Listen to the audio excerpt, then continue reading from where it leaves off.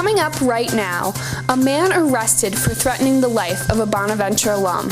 Plus, the Buffalo Diocese filing for Chapter 11 bankruptcy. And love is in the air on St. Bonaventure's campus this Valentine's Day. SBU-TV starts right now.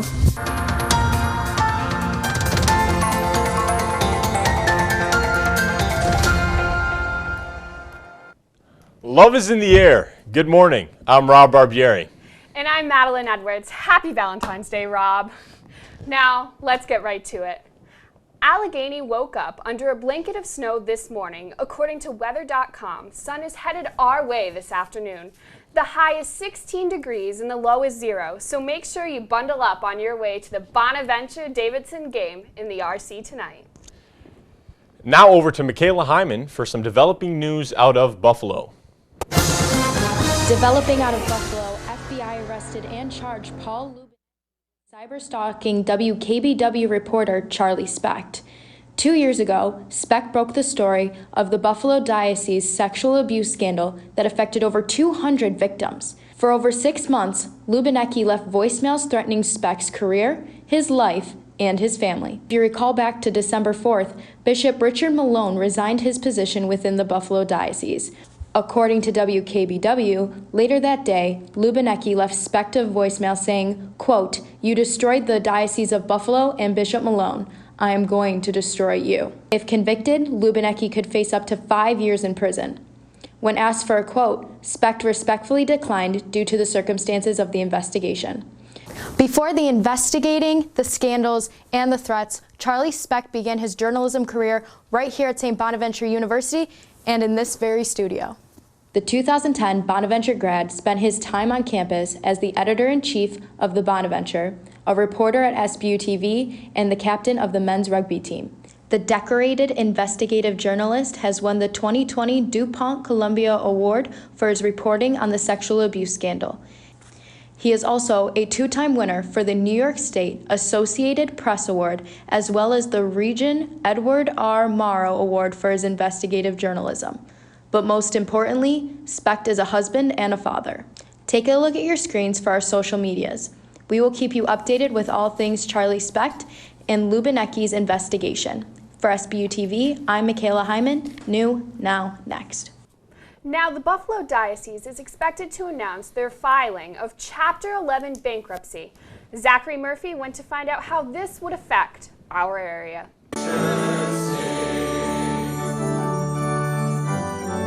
Following the resignation of the former Bishop of Buffalo, Richard Malone, questions have been asked as to what the future holds for the diocese. Chapter 11 allows the diocese to protect some of their assets and keep the mission of the church going. Father James Vacco, pastor of St. Bonaventure Parish and vicar for Rain of Southern Cattaraugus County, says, Bishop's official representative to this area. Father James explains parishes are separate entities to a diocese, but can still be affected by lawsuits against the diocese. So where a parish might get affected is if in the suit the parish is named. Even if a parish is not named in a lawsuit, they may still have to pay money if they are indebted to the diocese. Father Pat, who is the pastor of St. Mary's Basilica and St. John's the Evangelist in Olean, says the parishes are not in debt to the diocese. We're able to maintain our finances. Any debt that we do hold, we would be able to take care of it. Earlier this month, the Buffalo Diocese announced that Christ the King Seminary will close as a result of financial issues the diocese is facing.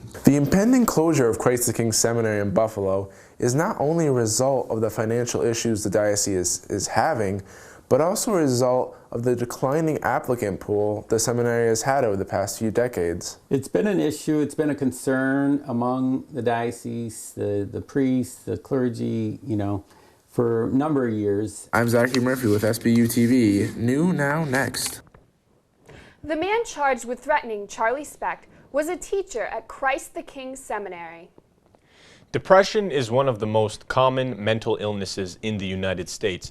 The National Institute of Mental Health reported 17.3 million adults in the United States suffered from at least one major depressive episode in 2017. Only half of those suffering received treatment. January and February can be the hardest months of the year for those battling depression. Our Brendan O'Leary learned more about depression in our area in the first part of our series on mental health. From New York State Health Connection data, 4,973 people have died from suicide. 36 deaths occurring in Cattaraugus County, with another 45 hospitalizations due to self-harm. The top 3 most common methods of self-harm in New York being suffocation, firearm use, and poisoning. We called Gara Lester, director of the New York State Suicide Prevention Community and Coalition Initiative, to talk to him about suicide in rural areas. They typically have higher rates of suicide in rural communities, and there is a rural culture which impacts access to care, help-seeking behaviors, and so on and so forth. Gara told us that small-town areas in upstate New York have higher rates of suicide than New York City, meaning more individual deaths per 100,000 people, differing from the individual number of deaths in New York City. A possible cause being the economic decline for many small-town areas, businesses moving away and shops closing, leading to many buildings like these on Main Street Olean boarded up and empty. One chief business affected? Farming, part of the culture around many small-town areas. So much so that losing it is like losing a part of yourself. And that, a dilapidated farmhouse, is a common sight around small-town America. Where once 20 to 40 farms populated small towns, now at best you might find 1 to 2. Small farmers, isolated and suffering economically, can end up taking their own life, staging it to look like a farming equipment accident, that family members may get the life insurance. A suicide note, the only thing distinguishing it from being ruled as an accident. Gara says that the number of farming-related suicides are underreported, in the best of circumstances. We also spoke with Amy Mann, clinic director for the Suicide Prevention Coalition, about raising awareness for mental health in the community. She mentioned, #BeTheOne2, but it's a movement about being the person that reaches out to others when you notice that something is not quite right. Short for Be the One to Help Save a Life, the movement offers 5 steps to help someone in crisis.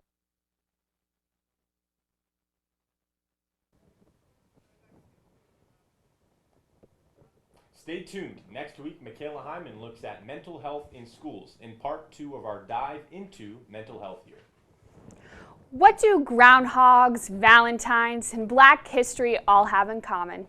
It all happens in February. Here's how St. Bonaventure celebrates Black History Month. This month, the celebration dates back a half a century after the 13th Amendment passed in 1915. Black History Month is an annual celebration of African American history and achievements. We spoke with Black Student Union President Sydney Best to hear what this celebration of culture means to her. Black History Month to me means a time to look at the entirety of Black culture and the experience as a whole. It is a time for students, Black and other races, to take a time and look at the entire history of America while celebrating it at the same time. SBU has a couple of events that for this month to celebrate Black History Month. We are decorating the Damiana Center as a club.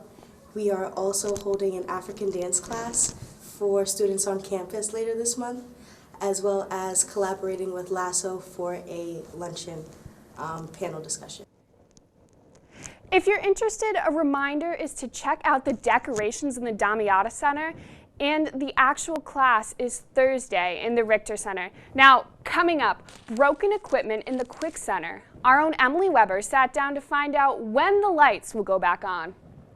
And later on, an update on the Bonnie's basketball teams. But first, we spoke to Emma Kostenbader about what love is to her on this Valentine's Day. When I think of love, I think of my best friends who have been there for me since the word go. Today I'm going to talk to you about physics. Come on in, girls. Let's go. This is the first rocket to get humans to Mars. Really tall. I'm a rocket structural engineer, designing and building parts of the rocket. You are the generation that will be stepping foot on Mars. Do I have a group of astronauts on my hands? Yes. You can become a rocket scientist or whatever else you want to be. If you smoked, get scanned. Talk to your doctor or learn more at savedbythescan.org. When I was growing up, my mom was extremely tidy. We were trained to put things back where we got them from. One day, when I walked into my mom's house, I felt like I walked to someone else's house. There was stuff everywhere. And just growing up the way I grew up and to see this transition was very alarming. When Sean talked to me, it was a wake-up call, and that's when I went to the doctor. I felt accomplished after I got my diploma. Made me feel that I could take on whatever challenges life throws at you. Find free adult education classes near you at finishyourdiploma.org.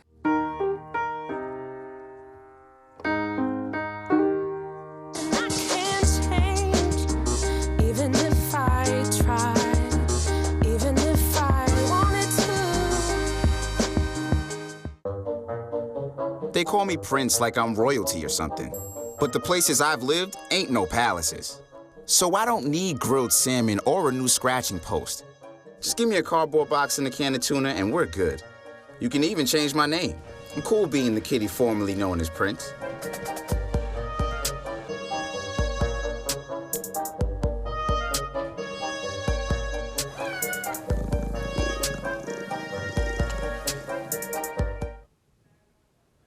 Continuing our coverage of the coronavirus today, the CDC says the virus could last into 2021. The death toll now reaching at least 1,400. Infections top to 65,000. This jump due to people being diagnosed based on symptoms rather than testing positive. These cases of the virus found in more than 25 countries outside of China. 15 cases confirmed in the United States. You can see the 7 states on your screen. The director of the CDC said he doesn't think this outbreak is being controlled. Right now, there's no evidence to me that this outbreak is at all under control. It's definitely not controlled, and the sooner we can help them get it under control, the better for the whole world. Many freshmen arrive on campus and believe college is all about having a good time. But what happens when drinking turns into a more serious problem? Roisin Coleman brings you the answers. Ryan Nation realized he was an alcoholic his junior year at St. Bonaventure. Ryan said he drank every single day. However, Ryan binge drank 2 or 3 times a week. According to doctors, binge drinking means drinking 5 or more of these 12-ounce drinks in about 2 hours for men. And for women, that's 4 of these. 71% of Bonaventure students say they binge drink. Binge drinking multiple times in a month is considered alcohol abuse. Alcohol abuse is a huge risk factor for alcoholism or alcohol use disorder. It is possible as an 18 to 24-year-old in that age range, it is possible to actually have a diagnosable alcohol use disorder that requires treatment beyond what we can handle here. According to the university, there were 200 alcohol violations in 2018. Chris Anderson says there's a link between those violations and more serious drinking problems. They come to college and this is when they start making the choices and the behavioral choices that is going to send them in that pathway of addiction. Al-Anon offers a recovery program at Bonaventure for the families and friends of alcoholics. I sat down with members of the program. A person with a drinking problem can drink until they pass out and then they're not feeling anything, but the person who loves them watches like a slow motion train wreck and often feels they can't do anything about it. One member had a close tie to a Bonaventure student with a drinking problem. We had been dealing and uncomfortable with the amount of drinking that we saw. Al-Anon stands for Alcoholics Anonymous and requires media to keep members unidentified. For SBU-TV, I'm Roisin Coleman. If you or someone you know at St. Bonaventure has a drinking problem, visit the Center for Student Wellness in Doyle Hall. The Regis Family Theater shuts its doors on most performances this semester. Our Emily Weber found out why. The Regis Family Theater in St. Bonaventure's Quick Center for the Arts facing complications as their lighting system is down. According to Quick Center Executive Director, the stage lights in the theater went out early this semester. Scheduled with many performances per semester, a stage that usually sounds something like this will now sound more like this. Luckily, the staff was able to install a basic lighting system so that simple performances can still take place right here on the front half of the stage. Unfortunately, more technically demanding performances will have to be moved to another venue, but administration, the events office, and the Quick Center staff are all helping to find those. Mary Frack, dance team advisor and assistant director of recreation and activities on campus, explains how the show will go on for the clubs scheduled to use the theater. So they're going case by case and making sure that every weekend there's coverage. So for the dance team, they have a few options as to where they can be located. Still ironing that out with some of the executive board, but they're, as a whole, the Quick Center is meeting with each individual group. They will install the most up-to-date system that will be specifically tailored for the theater. The installation process is expected to take 2 to 3 months. They are working to move this date up to accommodate for as many performances as they can. SBU-TV, new, now, next. The repairs will cost over $200,000. This money is being provided by a donor. When we come back, we take a look at a Bonaventure legend. We also dive into how students consume their news. But first, the Bisects share what love means to them. It's not just a feeling. Love is work. Love is unconditionally being there for someone. I see the future is really bright for me. The high school diploma is just added to the confidence, and now I feel unstoppable. Find free adult education classes near you at finishyourdiploma.org.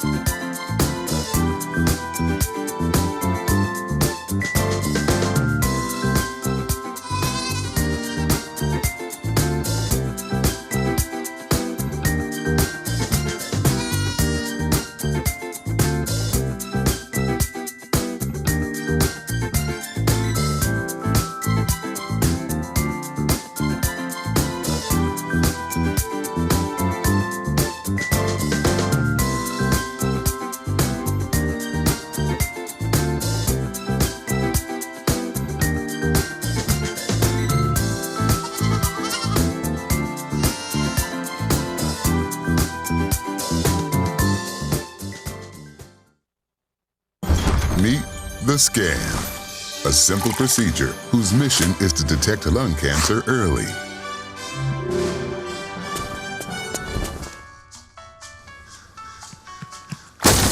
I'm here to save you. But I feel fine. That's great, but you may still be at high risk for lung cancer. Oh man, that's a new fence. If you smoke, early detection could save your life. Learn more at savedbythescan.org.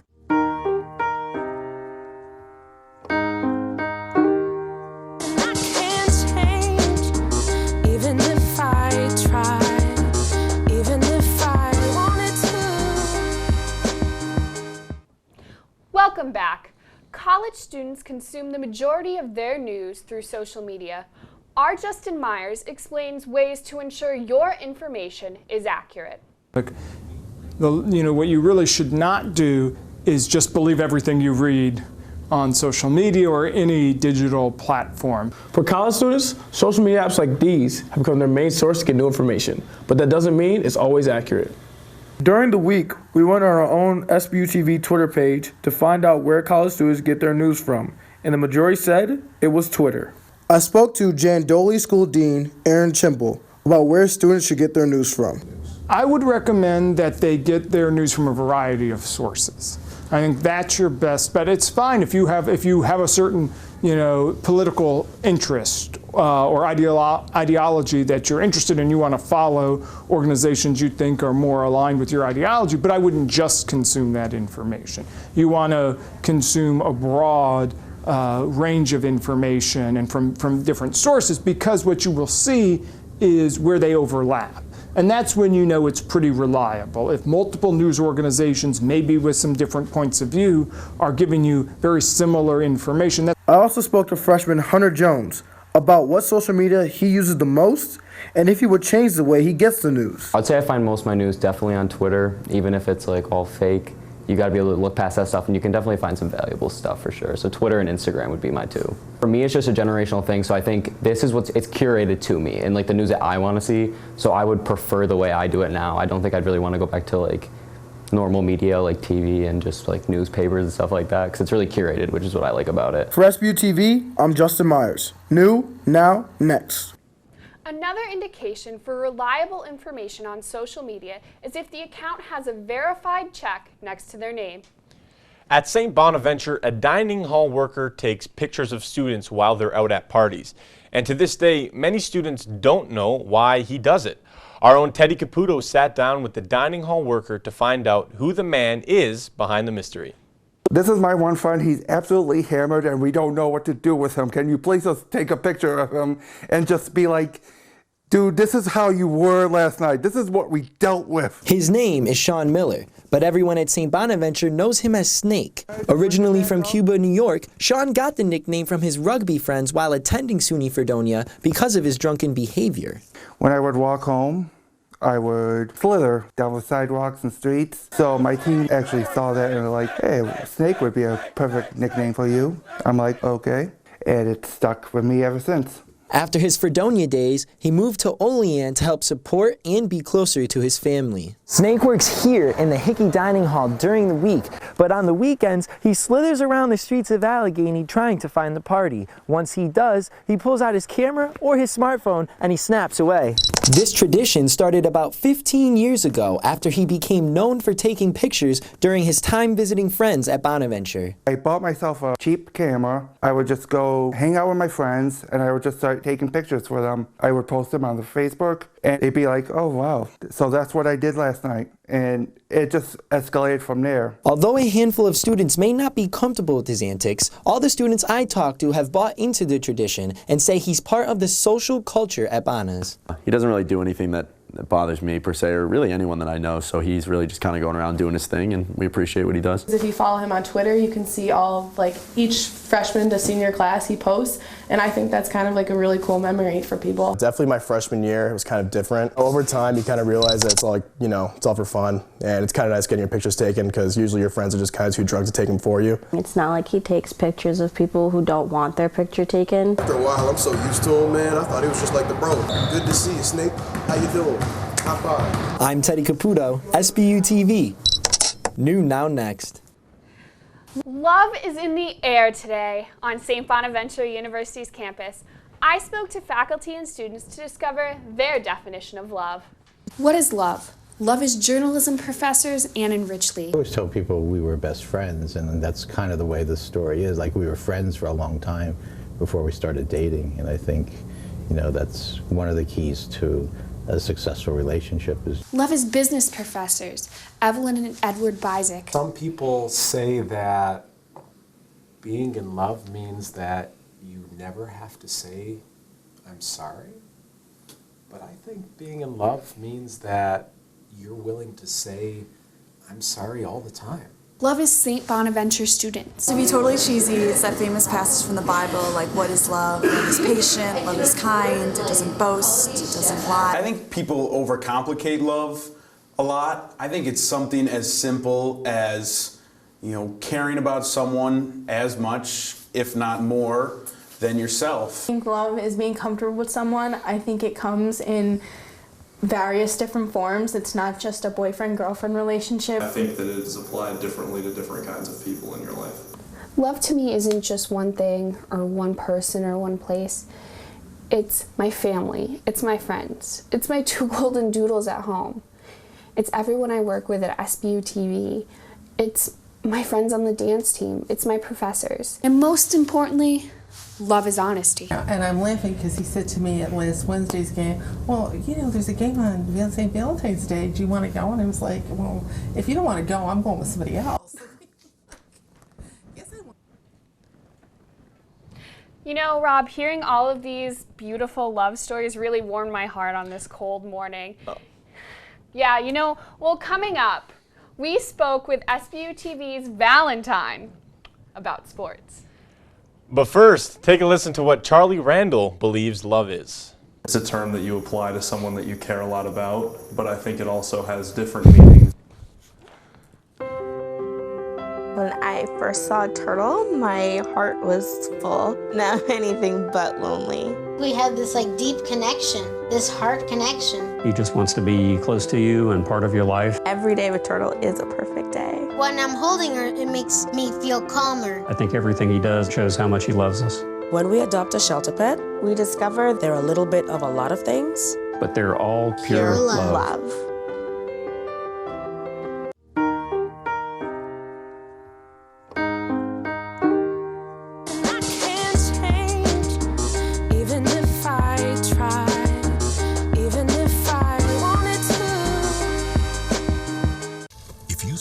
This new lung cancer screening could save your life. Visit SaveByTheScan.org. When I was your age, I was just like you, fascinated by stars.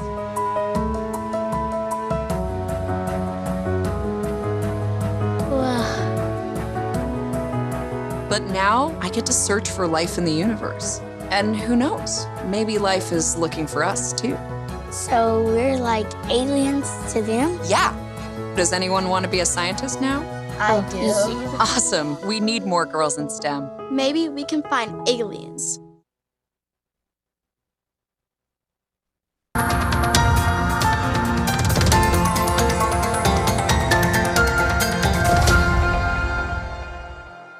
Welcome back to SBU-TV Sports. So glad you're joining us on my holiday. I'm Tommy Valentine. Well, it was a busy week for the Bonnies on the hardwood. Both the men's and women's team had road contests this week. First for the women's team. They dropped a tough one last night at VCU 56-47 despite another brilliant outing from Asia Johnson. She poured in another 17 points. Our Ryan Bolin sat down with Asia leading up to the team's trip down to VCU to find out what's been going well for her as of late.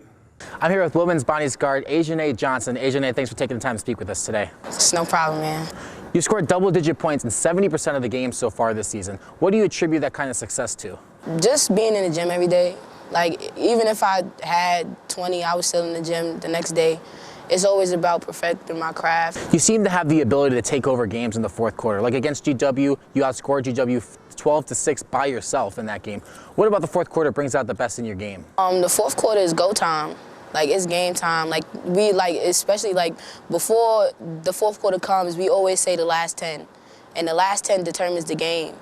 So the last 5, the last 2 minutes, it doesn't really matter. But if you put everything that you have into those last 10 minutes, then you can come out with a W.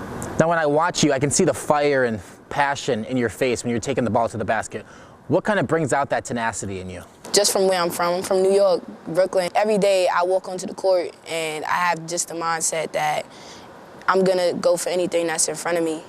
And whoever that opponent is, I feel bad for them. Now you have Rhode Island coming up on Sunday. Last time you played them, you had half the team's points in the fourth quarter, leading to a 21-point career night for you. What do you think the team's mindset is heading into that one?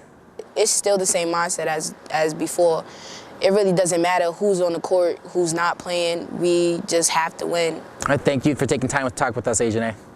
Switching sides to the men's team, Kyle Lofton and the Bonnies in action Tuesday night as they faced off against St. Joe's. Lofton had himself a night. We picked things up in the second half.